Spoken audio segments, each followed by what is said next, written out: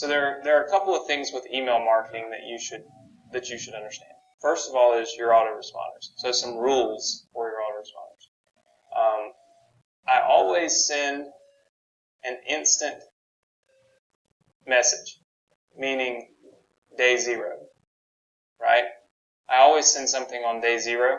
So that means the second somebody opts in to your email list, send them an email, right?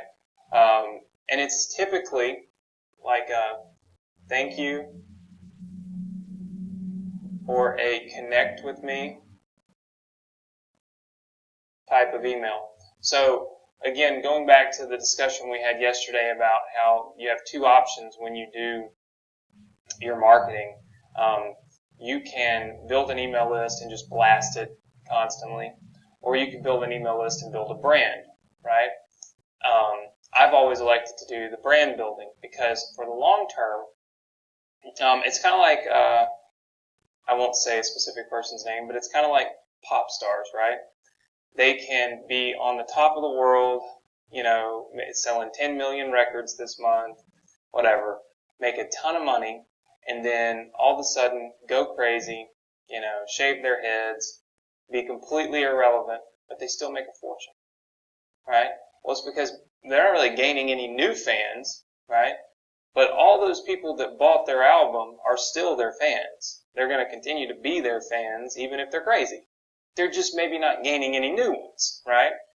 So if you build a brand, even if you were to quit gaining new email addresses, right? So even if one day you were to stop building your list, if your list becomes a fan, they become fans of you and what you do, and they follow you as a brand and as a person, then they're fans of yours for life. They're not just getting these irrelevant emails and opening them and happening to buy or to click through on things.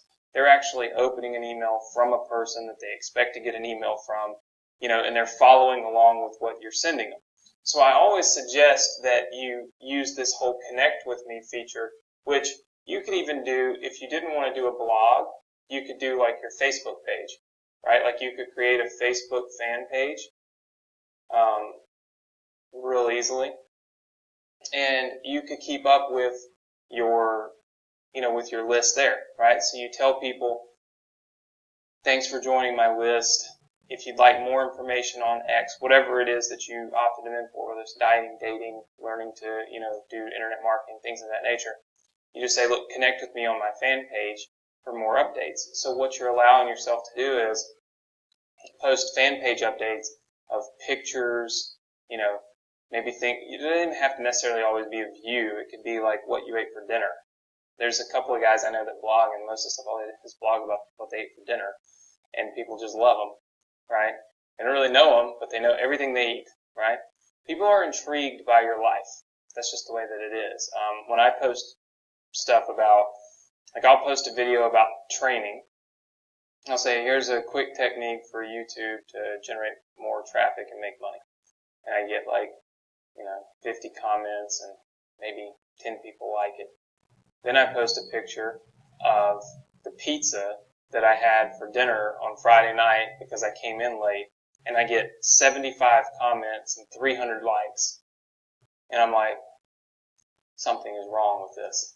But the fact of the matter is, people are more interested in what I ate for dinner than what I can really teach them about internet marketing. And I think it's just a fascination that people have with other people's lives, right? I mean, that's why you watch reality television, and you're fascinated with those kinds of things, right?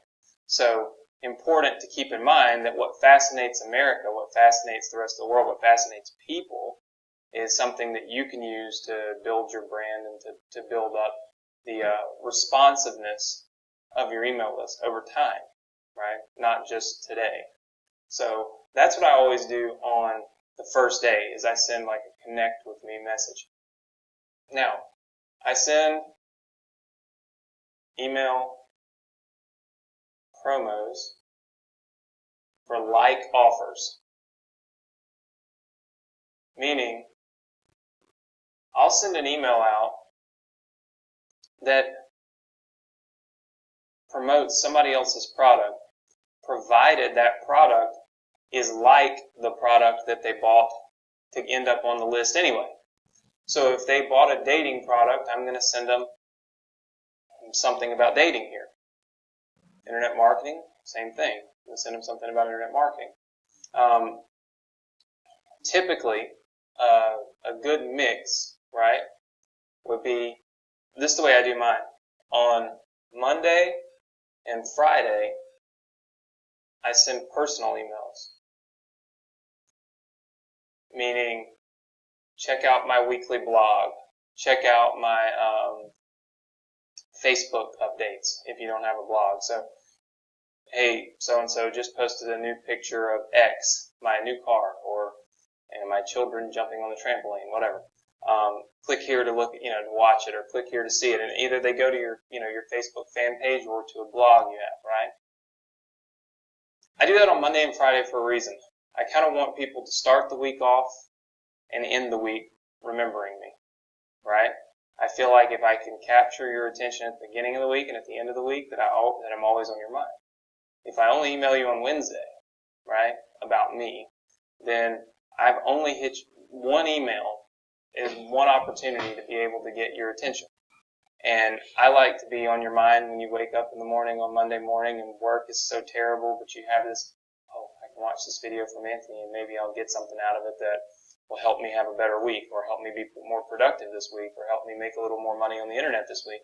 And then on Friday, when you're leaving work and you're finished and you're ready for your weekend, I like to remind you that, hey, maybe this weekend while you're relaxing, you should maybe do something so that eventually your weekends don't really become weekends to you anymore. They're just another day like every other day, because you're not really going to work, because you're just doing what you do every day, working online, right, at home. I mean, for me, I come to my office now because I love these whiteboards, and I don't have enough space in my house to put a bunch of whiteboards. But prior to my obsession with whiteboards, I stayed at home and worked. So Friday is no different than Sunday or Monday to me, but for most people, it is. And so you want to remind people, hey, you have all this free time this weekend. Instead of wasting it, why not use it constructively? So that's why I do my personal emails on Monday and Friday. Then on Tuesday through Thursday, I'll send promos, right? Now, that means I send emails to promote other offers on Tuesday through Thursday. So that gives me 3 promos for the week. And it gives me 2 personal emails, right, for the week. So I'm sending 5 emails to my list for the week. Now, you have the opportunity, should you choose, to mail on Saturday and Sunday. That really becomes a question of what you want to do with your list. We don't mail ours on Saturday and Sunday. It doesn't mean that you can't. But if you did on Saturday and Sunday, you would want to maybe send, what I used to do was basically called a reminder email. So I basically told people, hey, I'm reminding you about what I sent you earlier this week, so that it doesn't feel like it's a new email. You have to be careful. You don't want to just barrage people with emails, right? Especially things trying to sell them stuff. It's a delicate balance. You want to help them with your personal emails, whether it's by giving them something free, giving them an inspirational message for the week, finding something online, a resource that could help them with whatever your topic is, right? So that they get value out of your emails. Then if you send them these promos to sell them things on Tuesday through Thursday, they're less likely to be irritated by it because they just got an email from you, or they get another one from you offering some kind of value, right, to being on your list. So on Saturday and Sunday, if you come back and if basically 5 emails a week are selling them something and 2 are saying, hey, just stay on my list, then you've kind of defeated the purpose. So if you want to get away with mailing on Saturday and Sunday without irritating people, oftentimes you can send one of these days. You can send a reminder email, and you can just say, hey, following up with you, I sent you these things earlier in the week. If you didn't get an opportunity to open it, well, here's your opportunity, right? And you send them basically all of those products that you had mailed earlier in the week, right?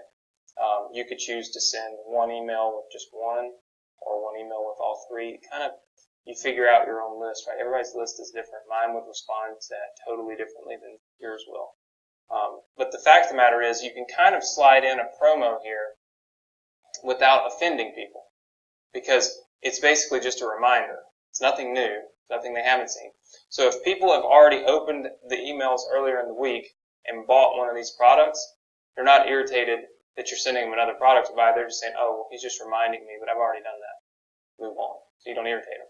But for those that don't open the emails earlier in the week, now they get a reminder, right? You're not going to annoy them anyway. Which brings me to the next topic, which is your subject lines. Timing.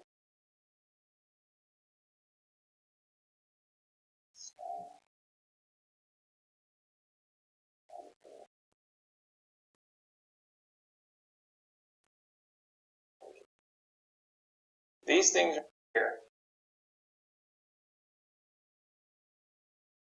are massively important to having success with email marketing. Your subject lines directly control whether or not someone opens your email. Your timing that you send the email, as you can see, really makes a difference. Right? The style of the email, meaning inside of the email, how does it look? Is it a template with images, or is it just a blank white email, right, that you get? The content of the email. What are you saying in your email? How are you writing what you say? Right? And then the linking. How often do you put links throughout the email for people to click on? Will directly determine how often you get clicks, right? So what we'll do is we'll go through each one of these, and I'll give you the exact, what I do, right? Some people may disagree, others may do it differently. But I'll show you exactly what I do for sending my emails